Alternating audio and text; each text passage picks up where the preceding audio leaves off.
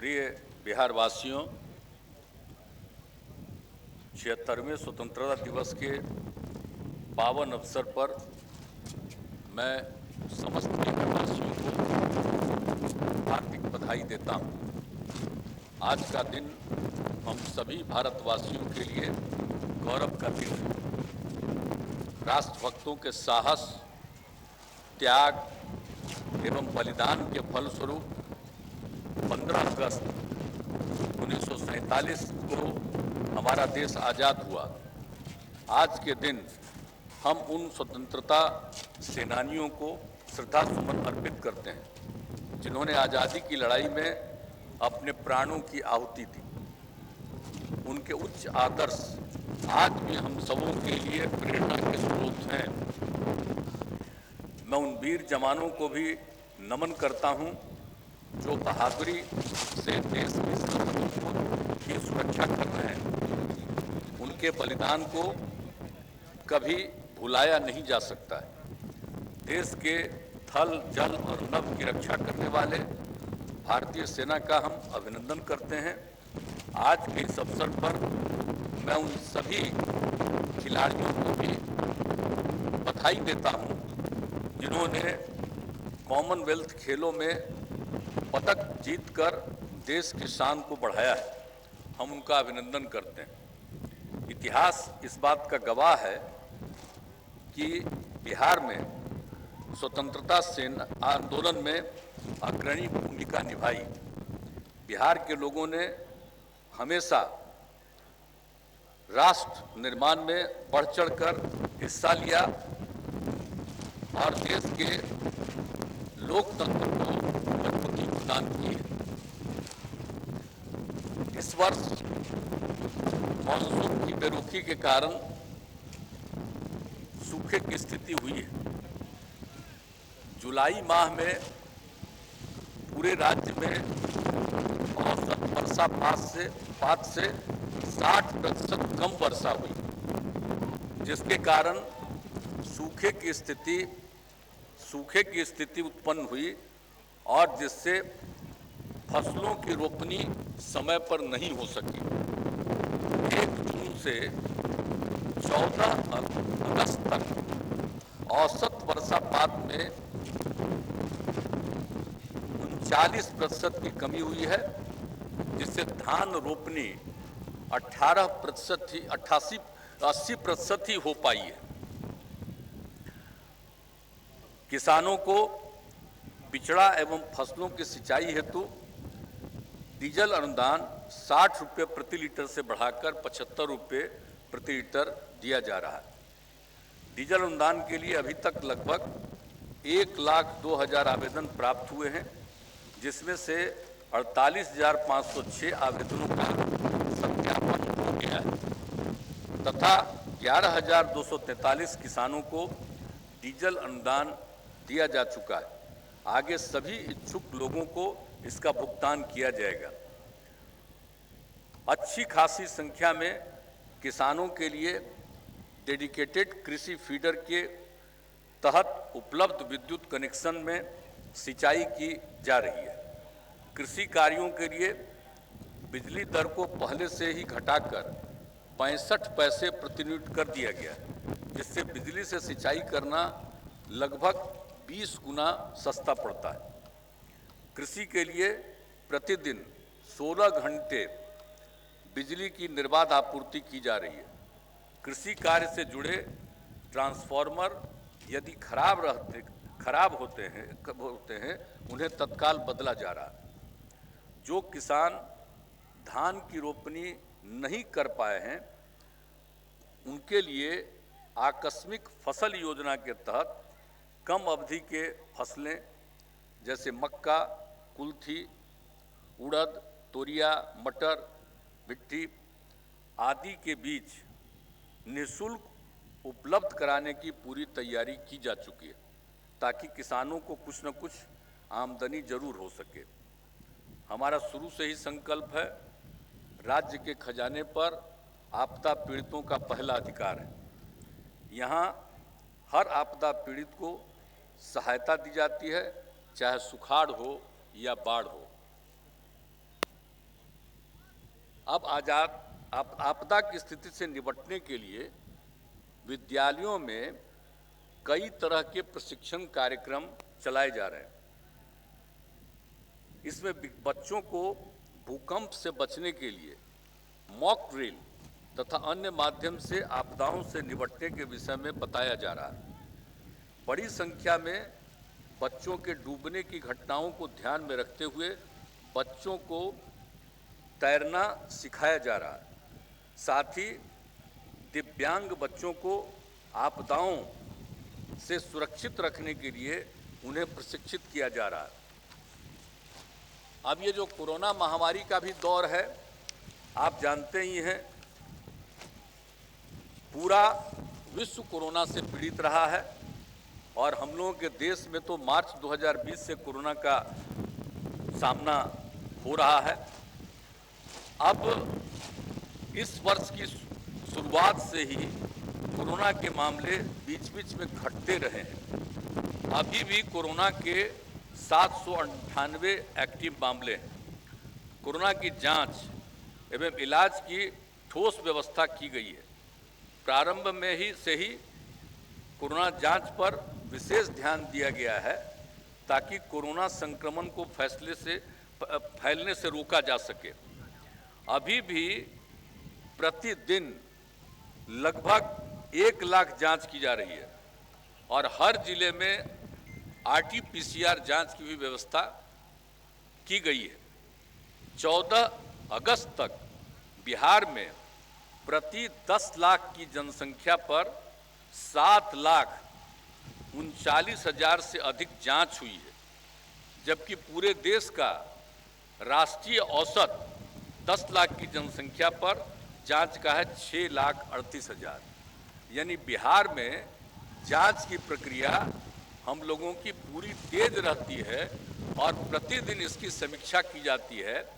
हम लोग लगातार इस पर ध्यान दिए रहते हैं।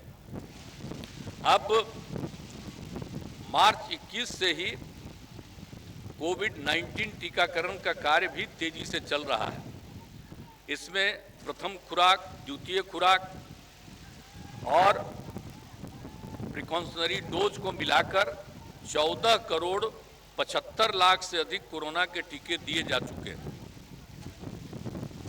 संकट की घड़ी में राज्य सरकार लोगों के साथ रही है तथा लोगों को हर संभव सहायता एवं सुविधा उपलब्ध कराई गई है।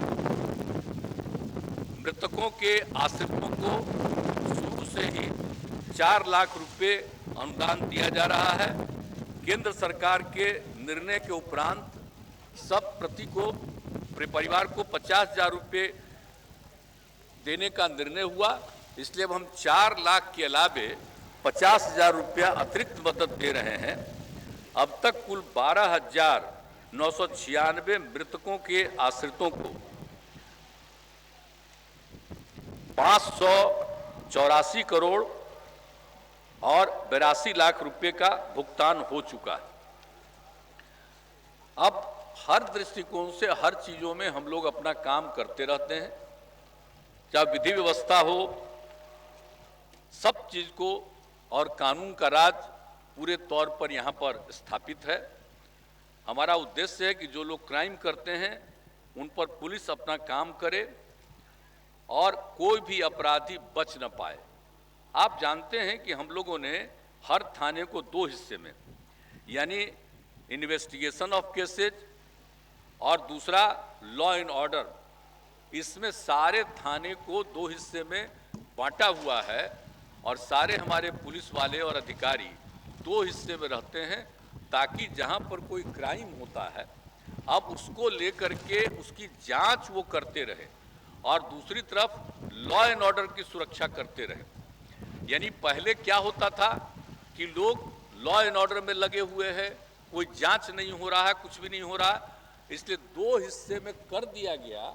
अब उसके चलते जहां भी कोई भी क्राइम हुआ और उसके लिए जो जांच करना है उसके लिए ससमय जांच पूरे तौर पर करते रहते हैं और पूरा का पूरा विभाग, इसके वरिष्ठ अधिकारी एक एक चीज को देखते रहते हैं और समय समय पर, और किसी चीज की नहीं कि भाई कितना क्राइम बचा हुआ, हर तरह से हम लोगों ने ये कह दिया है कि भाई कुछ भी होता है तो उसका एक लिमिटेड पीरियड में आप उसकी पूरी की पूरी जांच करिए।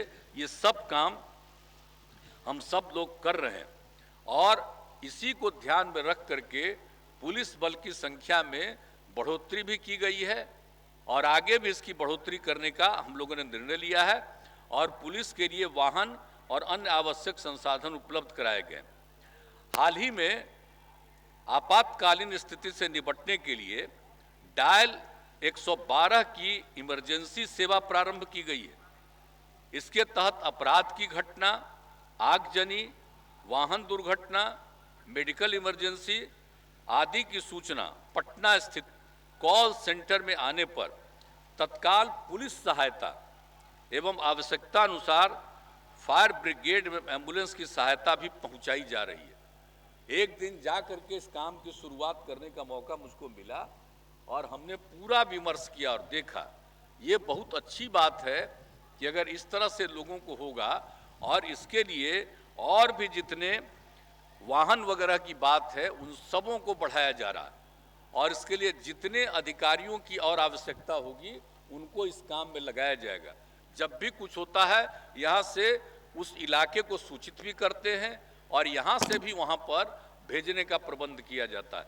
तो ये सब काम हम लोग काम कर रहे हैं और आप समझ जाए कि शुरू में ही जो सब जो है हम लोगों ने सांप्रदायिक सौहार्द का भी शुरू से माहौल कायम किया है। शुरू से ही सांप्रदायिक घटनाओं में लगातार कमी आई है।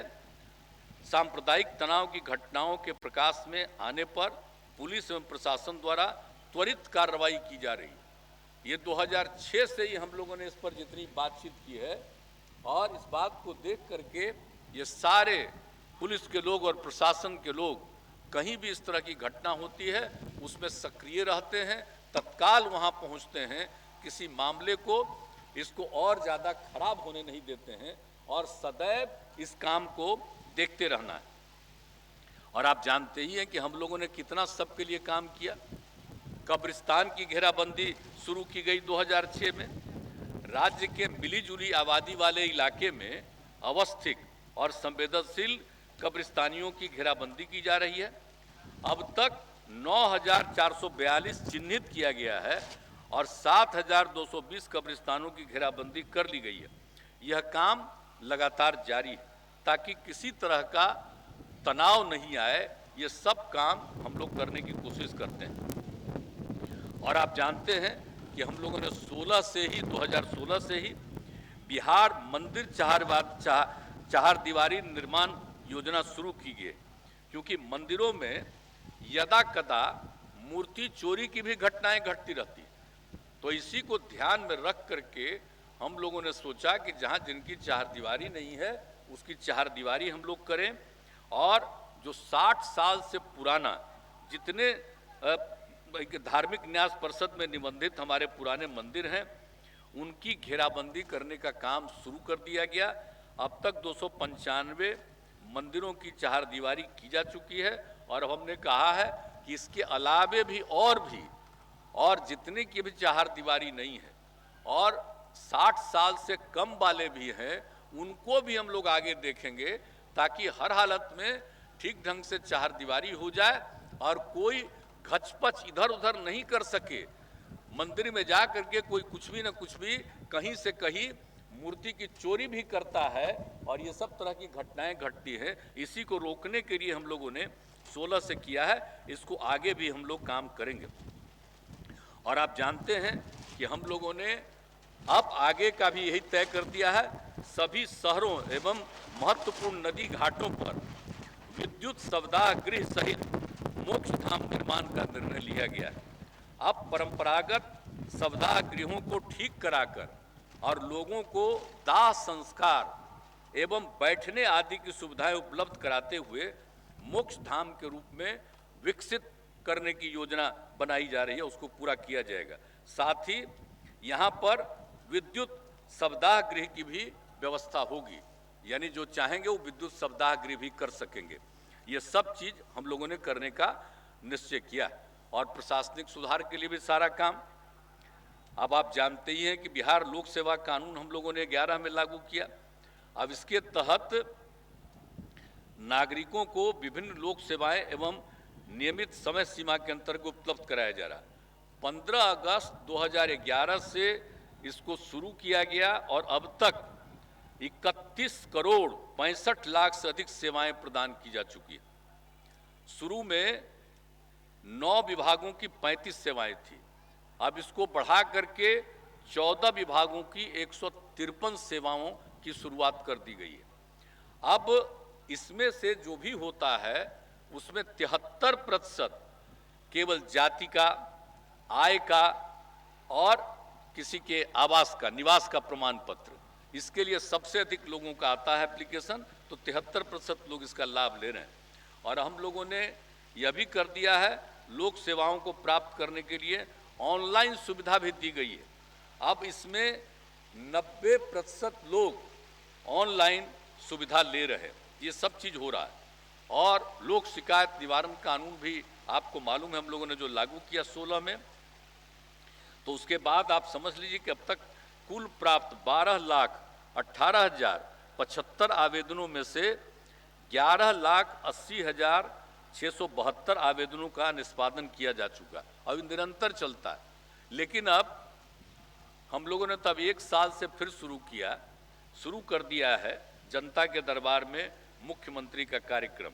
अब ये इसको भी शुरू कर दिया है, यानी लोक शिकायत निवारण अधिनियम जारी रहेगा, वो चलता रहेगा।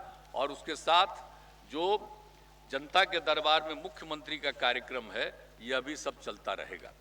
अब आपको सबको मालूम है कि हम लोगों ने विकास का जो काम किया, राज्य में सड़कों और पुल पुलियों और भवनों का निर्माण किया। हम लोगों ने पहले सोचा था कि जो दूर दराज के जो इलाके हैं उससे राजधानी पटना पहुंचने में 6 घंटे से ज़्यादा समय न लगा। अब वो जब हो गया तो उसके बाद तय कर दिया हम लोगों ने कि अब 5 घंटे का करेंगे। इसके लिए और ज़्यादा सड़कों का निर्माण, पुल पुलियों का निर्माण, ये सब चलता रहा है। और हर तरह से चारों तरफ आप जानते हैं कि फ्लाईओवर और एलिवेटेड रोड का जाल बिछाया गया है और अन्य जिलों में आरओबी एवं फ्लाईओवर का निर्माण कराया जा रहा है। तो हर तरह से यानी आप समझ लीजिए पुल पुलियों के लिए भी काम हो रहा है। और एक तो अभी आपको मालूम है हम लोगों ने शुरू किया था दीघा से दीदारगंज तक जेपी गंगा पथ बनाने का हमने किया था और इसका शुभारंभ किया था 11 अक्टूबर 2013 को। अब अभी जाकर के 24 जून 2022 से जेपी गंगा पथ के दीघा से पीएमसीएच तक के भाग को लोगों के लिए शुरू किया गया। इसको लेकर के लोग बहुत उत्साहित हैं और हजारों की संख्या में लोग गंगा पथ का दर्शन करने के लिए आते हैं। हम भी कई बार 2-3 बार देख चुके हैं, लोगों को कितनी खुशी है। और दीघा से दीदारगंज तक संपूर्ण परियोजना का कार्य फरवरी 2024 तक पूरा किया जाएगा। लेकिन उसके अलावे हम लोगों ने ये भी तय किया है कि पश्चिम में दानापुर से आगे शेरपुर तक ले जाने की योजना है, जहां पर गंगा नदी पर निर्मित होने वाले शेरपुर दीघापुर 6 लेन पुल से भी संपर्कता होगी। और पूरब में गंगा पथ को गंगा नदी पर बन रहे कच्ची दरगाह विद्युपुर 6 लेन पुल से भी जोड़ा जाएगा। और भविष्य में हमारी इच्छा है कि गंगा पथ को पूरब की ओर बख्तियारपुर ताजपुर पुल और पश्चिम की ओर आरा छपरा पुल से भी जोड़ा जाए। अब आप कल्पना कर लीजिए कि गंगा नदी के किनारे अभी जो पथ बन रहा है जेपी गंगा पथ, अब कितना लोगों को खुशी और कितनी दूर तक एक जगह से दूसरे जगह पर जाने का और फिर दक्षिण बिहार से उत्तर बिहार जाने में लोगों को कितनी और ज़्यादा सुविधाएं होंगी। तो ये काम भी हम लोगों का जारी रहेगा। और एक बात आप जान लीजिए, एक चीज़ हम लोगों ने और कर दिया कि सड़क, पुल और भवनें जो सरकार बनाती है इसका मेंटेनेंस को भी डिपार्टमेंट को ही करना है। अब इसके लिए पूरी तैयारी चल रही है। आप समझ रहे हैं कि जितने संबंधित विभाग इसकी पूरी तैयारी लगभग कर चुके हैं। अब विभागीय तौर पर मेंटेनेंस के लिए आप समझ लीजिए, अब इंजीनियर्स की और अन्य कर्मचारियों की बड़ी संख्या में और बहाली होगी। ये खाली टेंडर कर कर के मेंटेनेंस का कोई मतलब है? हम तो पहले से भी बराबर कहते रहे, अगर डिपार्टमेंट ही मेंटेनेंस करेगा और उसके लिए पूरी संख्या में और जितने इंजीनियर की जरूरत है, अन्य कर्मियों की जरूरत है, सबको बहाल करके रखा जाएगा और उन्हीं का काम है सड़क को, पुल पुलिया को और जितने भवन बनते हैं उन सभी का मेंटेनेंस वो नियमित रूप से करते रहे। ये होगा तो कभी किसी तरह की दिक्कत नहीं आएगी। तो ये सब बिहार में ही कुछ काम होते रहता है, इसलिए समय समय पर आप लोगों के ध्यान में हम लोग ला लेते हैं। अब कितने हुए हैं आप जानते ही हैं कि हर प्रकार के कितने तरह के भवनों का हम लोगों ने निर्माण किया। अब आप सामने ही देख लीजिए, सम्राट अशोक कन्वेंशन केंद्र, यही देख रहे हैं ना, सम्राट अशोक कन्वेंशन केंद्र, इसमें ज्ञान भवन सबसे पहला बना, बापू सभागार, सभ्यता द्वार पीछे, और हमने यहीं पर सम्राट अशोक की सांकेतिक सिंबॉलिक प्रतिमा लगाई है। अब ये कितना बढ़िया है, और जान रहे हैं बापू सभागार में 5000 की संख्या है।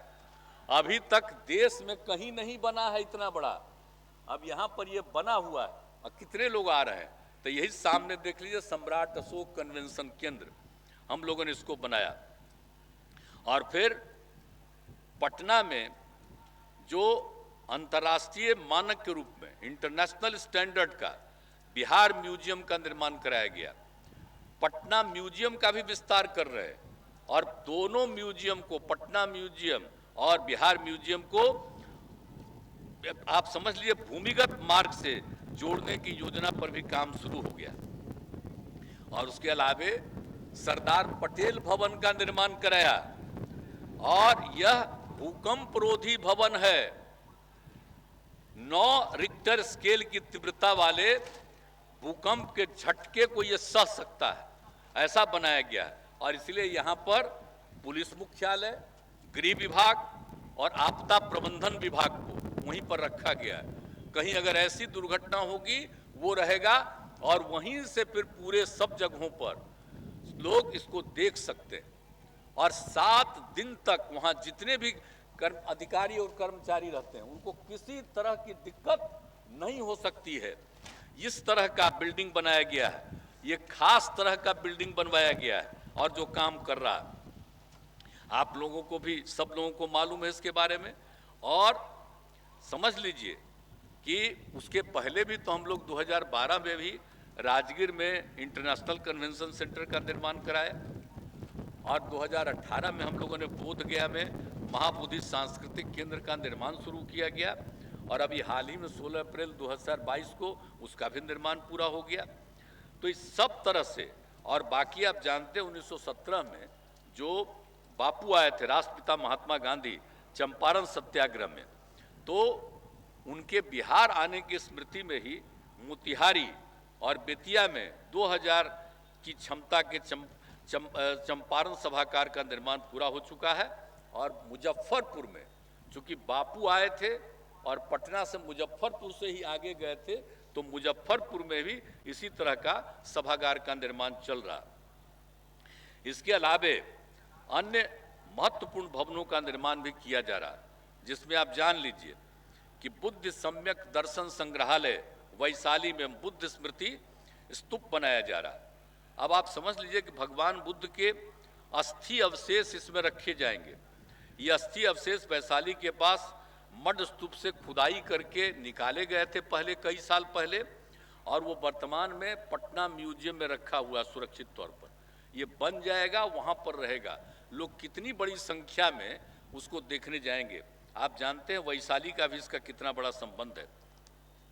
और पूरे तौर पर हमारे जो यूथ हैं, इन सबको साइंस के बारे में नई जानकारी देने के लिए पटना में आधुनिक साइंस सिटी का निर्माण किया जा रहा है, और इसका नामकरण हम लोगों ने किया था APJ Abdul Kalam science city. उनका निधन हो गया था, उनका बिहार से बड़ा अच्छा संबंध था, आते रहते थे।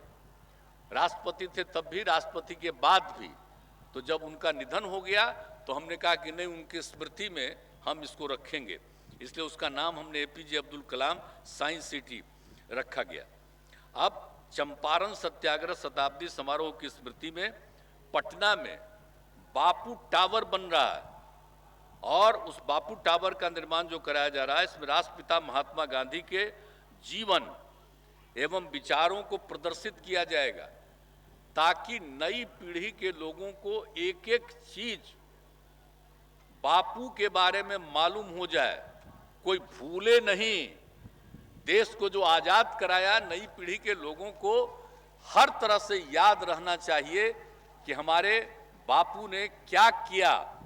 तो एक एक चीज वहां पर हम लोग ऐसा करवा देंगे, चारों तरफ से ला करके कर रहे हैं, बराबर हम देखते रहते हैं, ताकि नई पीढ़ी के एक एक बच्चे बच्चियों को पूरी जानकारी बापू के बारे में हो, तो वो हर चीज को देखेंगे। ये भी हम लोग सब बनवा रहे हैं, तो सब तरह से काम कर रहे हैं। और काम हम लोग कौन सा छोड़ रहे हैं?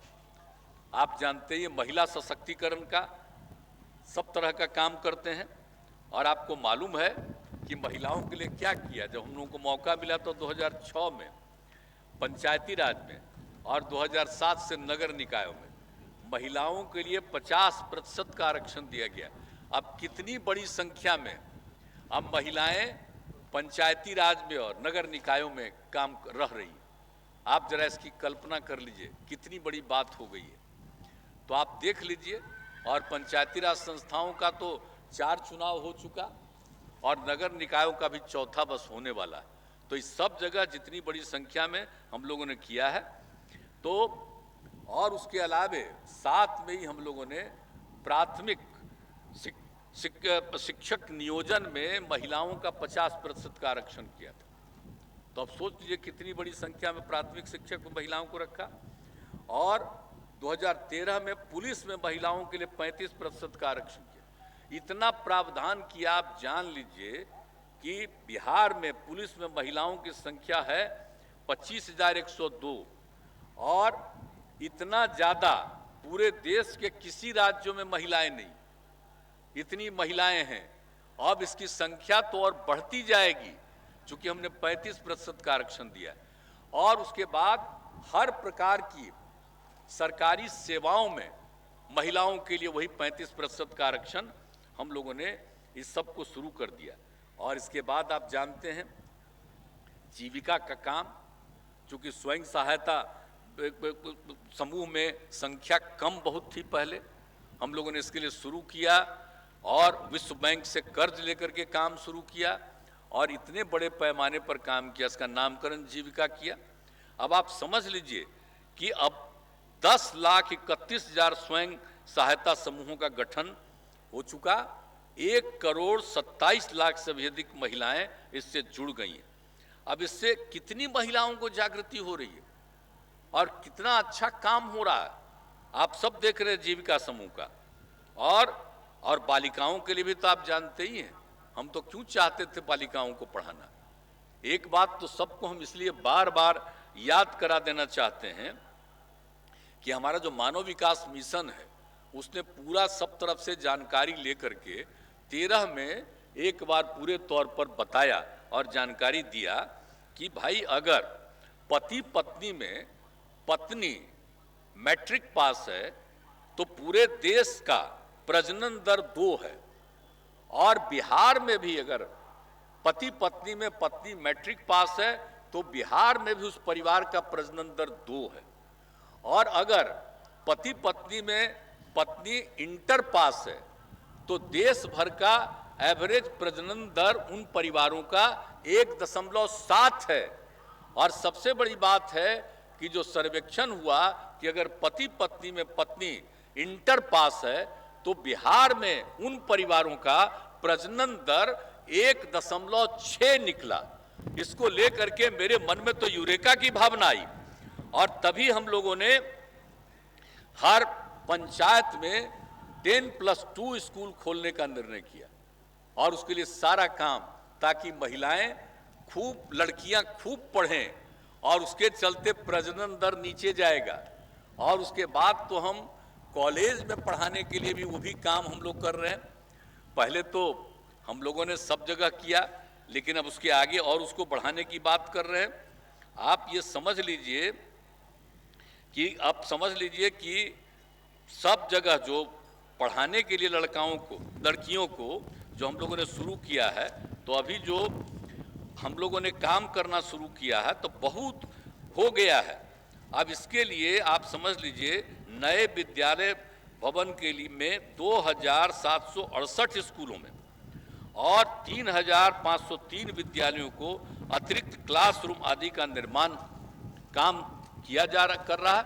अब उसमें आप समझ लीजिए कि 7530 करोड़ रुपए की योजनाएं स्वीकृत, तो ये सब काम किया जा रहा है। और आप जान लीजिए कि जो ये बात हो रही है कि अब जो हम लोगों ने इतना पढ़ाई का काम करवा रहे हैं, आप समझ लीजिए 2005 में बिहार का प्रजनन दर था 4.3, अब बढ़ते बढ़ते अब घट करके आ गया है 3, और अभी कल ही हमको बताया गया है कि थोड़ा और घट गया है, 2.9 पर हुआ। अब इसीलिए हम सबको पढ़ाना चाहते हैं कि कुछ ही साल के अंदर ये काम जारी रहेगा तो प्रजनन दर हमारे यहां भी 2 पर आ जाएगा। तो ये कितनी बड़ी बात है। अब इसके लिए कोई प्रतिबंध लगाने की जरूरत नहीं है कि भाई कोई भी परिवार में इससे अधिक कोई नहीं पैदा कर सकता है, इसकी कोई जरूरत नहीं है। सबसे बड़ी चीज है कि अगर प्रजनन दर बच्चियों को पढ़ाएंगे तो आप समझ लीजिए कि 2 पर पहुंच जाएगा। तो इसलिए ये सब बात हो रही है और कभी कभी चर्चा होते रहती है। तो हमने तो कहा ना भाई कि कहां कहां चाइना ने क्या किया था, 1 पर किया था सीमित, उसकी हालत खराब हो गई, तब फिर 2 पर किया और अब 3 किया। इसलिए ये सब बेकार चीज, असली चीज है लोगों को पढ़ाना चाहिए। तो उसके लिए हम लोगों ने सारा काम किया है। और आप जान लीजिए कि पूरे तरह से जो मैंने अनुमंडल स्तर पर कॉलेज की स्थापना है, अब इसके आगे भी और बढ़ाने की बात हम लोग सोच रहे हैं कि ताकि लड़कियां वहां पढ़े, लड़कियां आगे पढ़े। इसलिए आप जानते ही है ना, पहले जो इंटर पास लड़की करती थी उसको 10,000, और कोई अगर ग्रेजुएट कर ले तो उसको 25,000, और अब तो बढ़ा के हम कर दिए कि लड़की इंटर पास कर जाए तो उसको 25,000 और ग्रेजुएशन कर ले तो 50,000 सरकार देगी। तो इतना करने के बाद ताकि लड़कियों को और आगे बढ़ाने का हम लोग ये सब काम करते रहते हैं। तो इन सब चीज़ों की चर्चा का मतलब यही है कि इस पर हम सब लोगों को ध्यान देते रहना चाहिए। और न्याय के साथ विकास तो हम लोग करते ही रहे हैं। अनुसूचित जाति, जनजाति, अति पिछड़ा वर्ग के विद्यार्थियों के लिए सिविल सेवा प्रोत्साहन योजना चलाई जा रही है, यानी बिहार लोक सेवा आयोग यानी बीपीएससी में और संघ लोक यूपीएससी में के प्रारंभिक परीक्षा पास करने पर अगर कोई बीपीएससी का है तो उसको 50,000 रुपया, और अगर यूपीएससी का है यानी संघ लोक सेवा आयोग का है तो उसको 1 लाख रुपए की प्रोत्साहित राशि, ताकि पहला परीक्षा पास कर जाए तो दूसरा और अंतिम परीक्षा की पूरी तैयारी, चूंकि ज्यादातर गरीबी परिवार है, ये हम लोगों ने शुरू कर दिया। अब इसका लाभ लोग ले रहे हैं। अनुसूचित जाति जनजाति के अभ्यर्थियों को बीपीएससी में 3,118 और यूपीएससी में 92 लोगों ने फायदा लिया।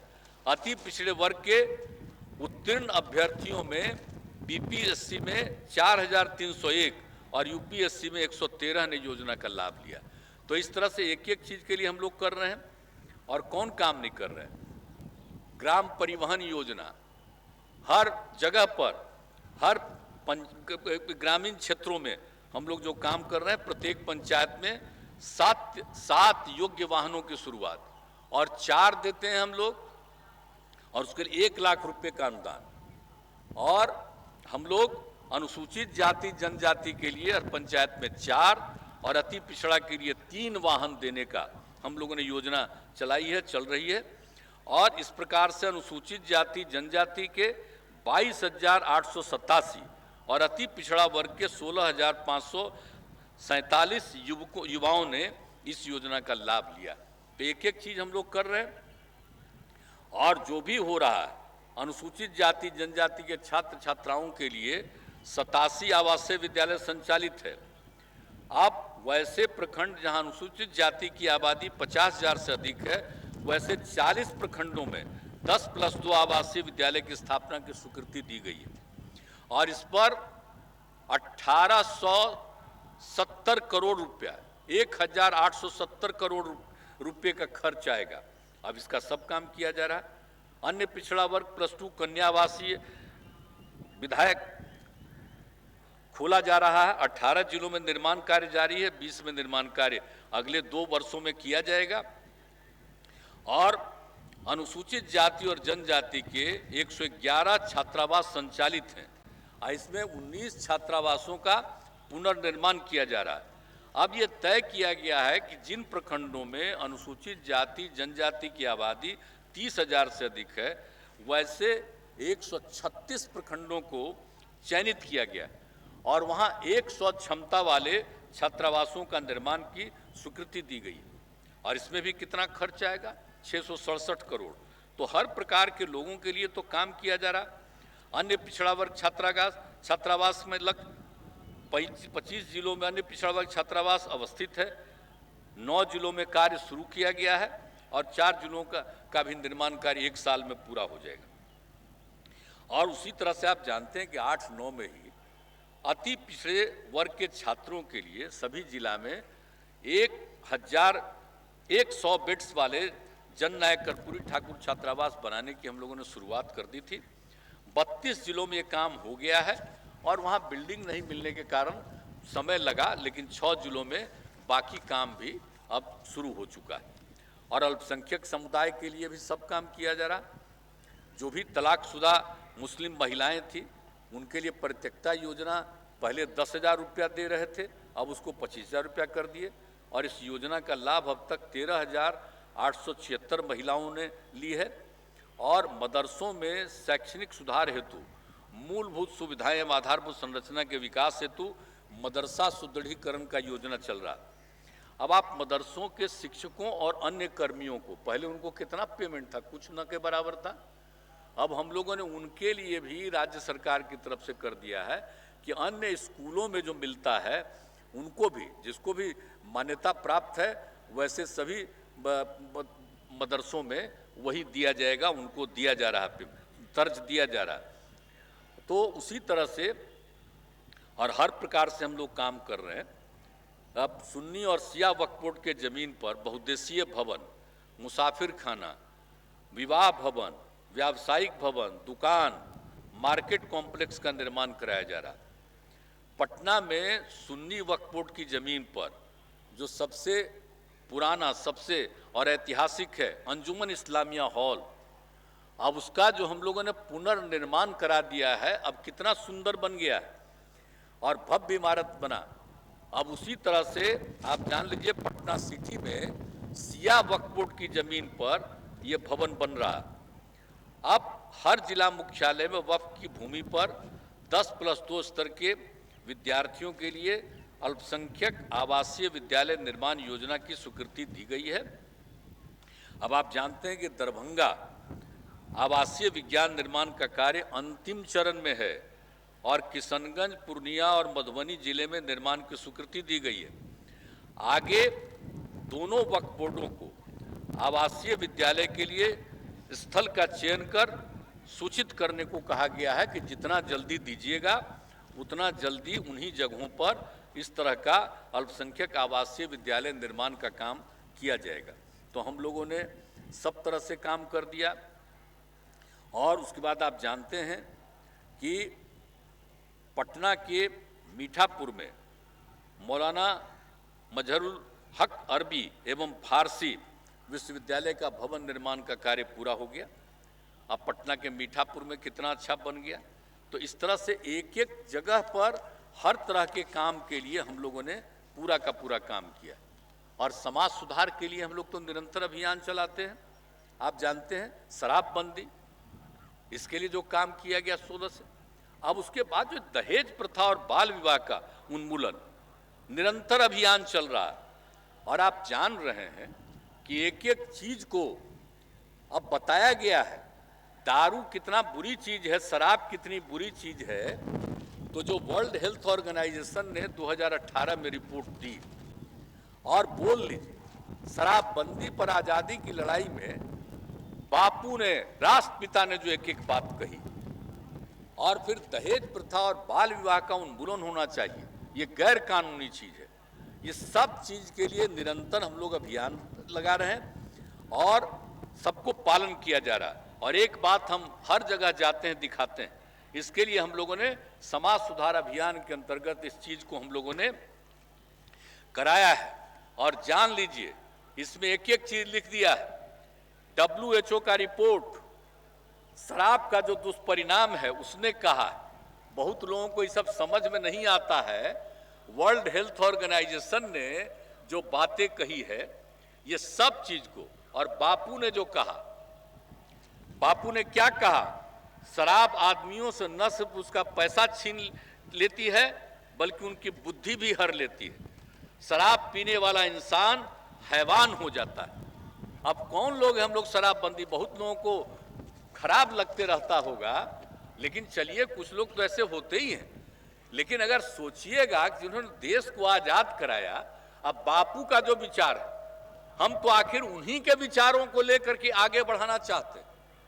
और आज जो ग्रोथ हो रहा है, बिहार का डेवलपमेंट हो रहा है, तो उनके सब विचारों को देख करके ही हम काम करते रहते हैं। तो इसलिए उनका भी तो है शराब को कितना बुरा चीज है, रोज कितना आदमी मरता है, देख रहे हैं, जहरीला पी लेता है मर जाता है, तो कितना बुरा चीज है। तब बापू की बात को समझना चाहिए। और एक बात और मान लीजिए कि ये जो WHO की रिपोर्ट है, अब आप जान लीजिए उसने पूरे दुनिया भर का सर्वे करके एक एक चीज का आकलन करके जो उसको 2018 में प्रकाशित किया, कहा कि विश्व भर में आप समझ लीजिए 30 लाख लोगों की मृत्यु एक साल में, अगर 2016 में, तो उसमें से 5.3% शराब पीते रहते थे, उनकी मृत्यु हुई। आप ये समझ लीजिए। और दूसरी बात, शराब के सेवन के कारण युवाओं में मृत्यु दर बूढ़े लोगों की अपेक्षा काफी अधिक है। 20 से 39 आयु वर्ग के लोगों में 13.5% लोगों की मृत्यु शराब के कारण होती है। और कितनी कितनी बीमारियां, शराब के लगभग 200 बीमारियां बढ़ती है। और आत्महत्या के कुल मामलों का 18%, आपसी झगड़े का 18%, सड़क दुर्घटनाओं का 27% और मिर्गी के 13% मामले शराब के सेवन के कारण होते हैं। यह WHO का रिपोर्ट है। और उसके अलावे जो कुछ भी दहेज प्रथा और बाल विवाह, ये दोनों के उन्मूलन के लिए कम शादी में लड़की का शादी होना चाहिए और लड़की के शादी में दहेज लेना चाहिए, कितनी गंदी चीज है। इसके लिए भी लगातार अभियान चलाया जा रहा है। और उसके बारे में एक एक बात, बाल विवाह उन्मूलन, दहेज प्रथा अभियान, ये सब करके आप ये जान लीजिए हम लोगों ने घर घर ये हम लोग पहुंचा रहे हैं, ताकि हर घर में लोग देख लें, जाने, पढ़ें शराब कितनी बुरी चीज है, दहेज प्रथा कितना गलत है, बाल विवाह कितना गलत है। सब लोग जानेंगे तो काफी अच्छा काम सब कुछ होगा। ये सब काम हम लोग कर रहे हैं। और आपको तो सबको हम ये बता देना चाहते हैं कि हम लोगों ने 7 निश्चय का काम शुरू किया, अब उसकी कितनी प्रगति हो गई। हर घर नल का जल, हर घर तक पक्की गली और नाली का निर्माण, हर घर तक बिजली, ये पहुंचा दिए हम लोग। और शौचालय निर्माण का कार्य पूरा कर दिया गया, एक एक तरह का काम कर दिया गया हर तरह से। और टोलों को ग्रामीण सड़कों के साथ उसको जोड़ने का काम, ये सब काम तो हम लोगों ने सब जगह किया है। और ये लगभग ये सब काम पूरा हो रहा है। और बच्चों को, बच्चियों को पढ़ने के लिए हम लोगों ने क्या दिया, युवाओं को बल के तहत, आर्थिक हल युवाओं को बल के तहत स्टूडेंट क्रेडिट कार्ड, स्वयं सहायता भत्ता और कुशल युवा कार्यक्रम का लाभ लोग ले रहे हैं। हम लोग इसको आगे जारी रखेंगे। अब इसके आगे भी जो हम लोगों ने और आगे के लिए सोचा है, आगे बढ़ाने के लिए, अब आप जान लीजिए कि सभी गांव में सोलर स्ट्रीट लाइट का अब सब कुछ काम शुरू हो रहा है। अब आप सोच लीजिए कि रात में एक एक गांव का आदमी को कितनी रोशनी रहेगी, लोग देखेगा रात में सोलर स्ट्रीट लाइट के जरिए। तो ये सब काम भी हम लोग करवा रहे हैं, करवाएंगे, और स्वास्थ्य उपकेंद्रों को बेहतर बना करके टेली मेडिसिन से लोगों की चिकित्सा परामर्श किया जाएगा। और आप जानते हैं कि हम लोगों ने जो बाल हृदय योजना शुरू किया कि हृदय में छेद के साथ जन्मे बच्चों का, अब कितने लोग ऐसे ही मर रहे थे, उसका कोई उपाय नहीं होता था, बहुत कठिन होता था, तो उसके लिए हम लोगों ने योजना शुरू करा दिया। और अब तक आप जान लीजिए 483 बच्चों का प्रशांति फाउंडेशन के सहयोग से गुजरात प्रांत के अहमदाबाद शहर में अवस्थित सत्य साईं अस्पताल में इलाज हो चुका है। और ये निरंतर करते हैं, उनको वहाँ भेजते हैं, वहाँ से यहाँ लाते हैं। कोई भी जाता है अपने बच्चे या बच्ची के साथ वहाँ रहता है, उसको रहने की सुविधा होनी चाहिए, जाने की आने की सब तरह का घर से सुविधा होना चाहिए।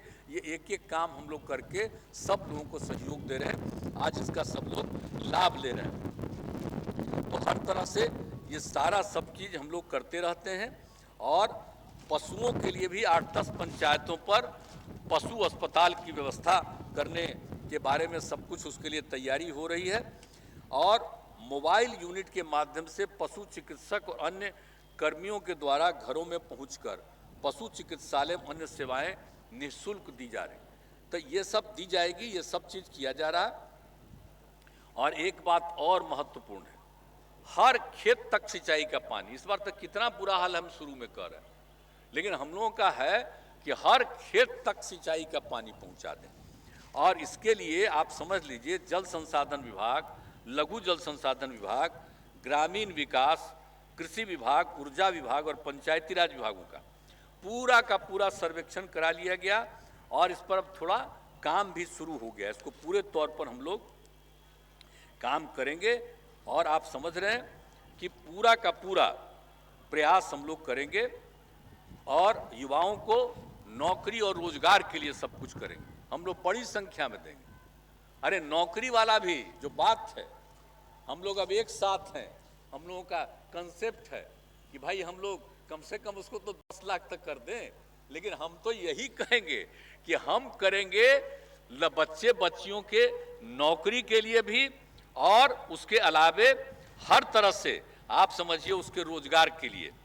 नौकरी और रोजगार दोनों का इंतजाम इतना करवाएंगे, सरकारी और सरकार के बाहर भी हर तरह से इतना ज़्यादा काम बढ़ना चाहिए कि ये हो जाएगा। तो हम लोगों का मन तो है कि भाई इसको तो हम लोग 20 लाख तक पहुंचाएं। इसके लिए पूरे तौर पर हम लोग हर जगह इन सब चीज़ों को काम करेंगे, ताकि ये सब काम में आप समझ लीजिए कितना ज़्यादा होगा। और आप जान रहे हैं हम लोग तो जल जीवन हरियाली अभियान चला रहे हैं। सारे पार्टी के लोगों को बैठ करके 2019 में मीटिंग हुई, और उसी समय हम लोगों ने उसका नामकरण किया जल डैश जीवन डैश हरियाली अभियान। यानी कि जल संरक्षित है और हरियाली है, तभी जीवन सुरक्षित होगा, चाहे वो मनुष्य हो, पशु पक्षी हो या जीव जंतु।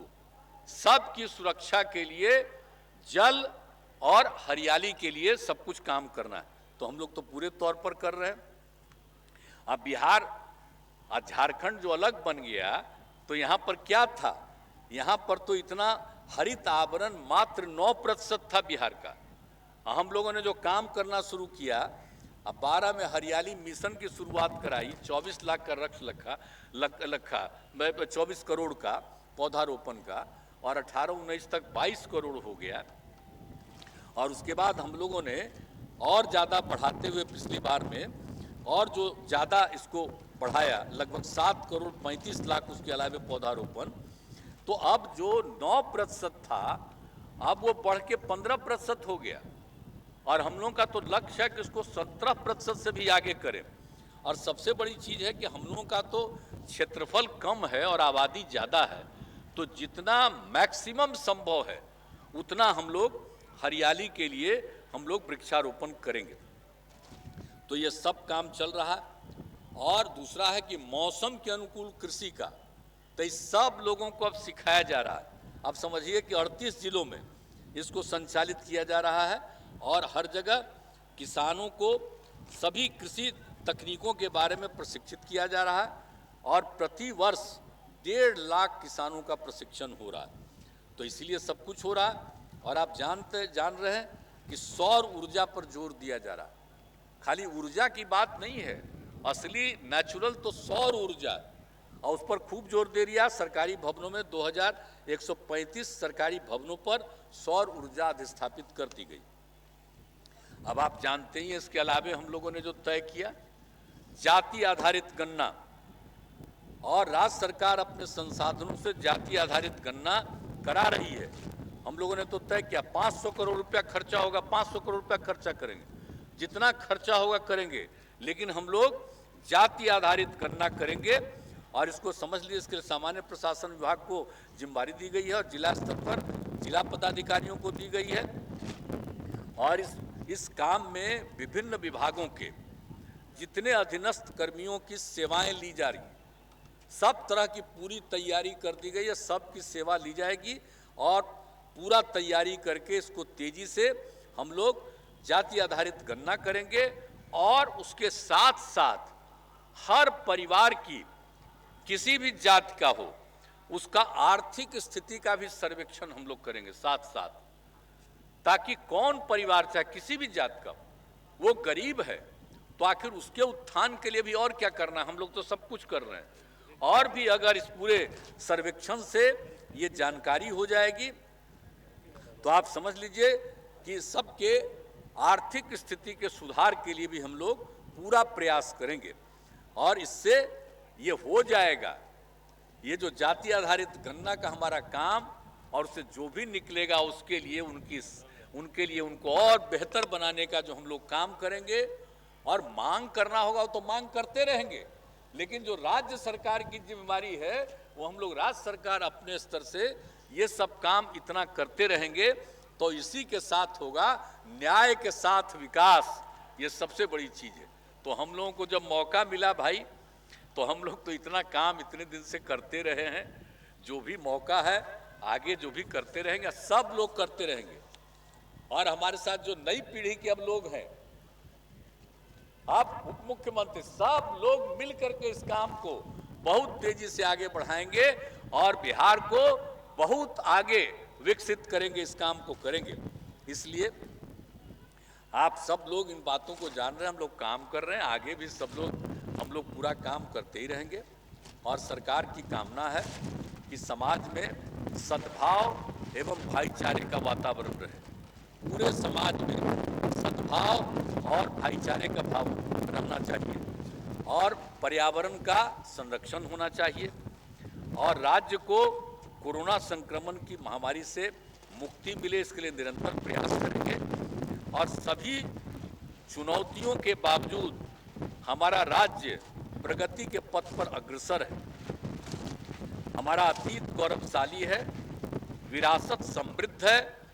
हम उसी ऊंचाई को फिर से प्राप्त करना चाहते हैं। आइए स्वतंत्रता दिवस के शुभ अवसर पर हम सब यह संकल्प लें कि बिहार को राष्ट्रीय स्तर पर एक खुशहाल राज्य के रूप में स्थापित करने के लिए अपना सहयोग प्रदान करेंगे। और इस अवसर पर एक बार पुनः सभी बिहार वासियों को मैं शुभकामना देता हूं। जय हिंद, जय हिंद, जय हिंद।